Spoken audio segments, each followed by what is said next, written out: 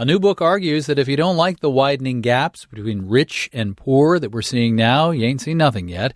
Daniel Susskind is a fellow in economics at Oxford. The book is called A World Without Work, Technology, Automation, and How We Should Respond. Thank you for joining us. Not at all. Thank you for having me. You see inequality as a prequel to what happens when automation and artificial intelligence become pervasive in the workplace? That's right. One of the arguments I make in the book is that actually technological unemployment and inequality are very, very closely related. Today, the main way that we share out prosperity in society is through the market, and in particular, for most people, through the labor market. And inequality is what happens when some people get far more than others from that market mechanism. And technological unemployment is where some people get nothing at all. Now, as for your central thesis about what technology might do to the workplace, to workers, some economists agree with you. This time is different with technology.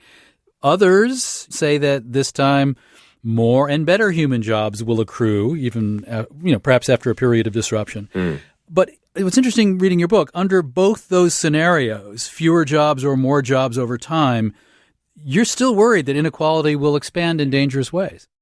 And what I'm arguing is that as we move through the 21st century, more and more people are going to find they're not able to make the sorts of economic contributions that they might have hoped to make in the 20th century.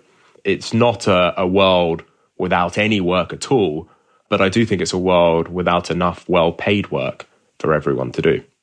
Well, let's talk about some of your prescriptions.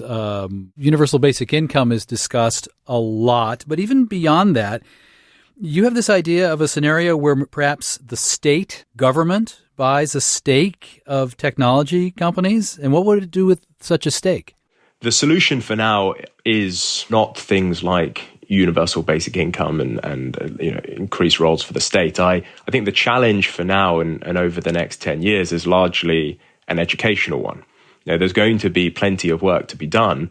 The question is, do people have the skills and capabilities to do that work? Looking further into the 21st century, I do worry that there might not be enough well-paid work, full stop.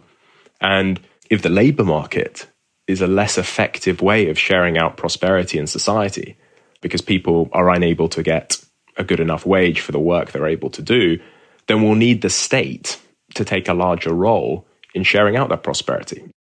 Daniel Susskind is a fellow in economics at Balliol College at Oxford. His new book is called A World Without Work, Technology, Automation, and How We Should Respond. Thank you very much. Thank you.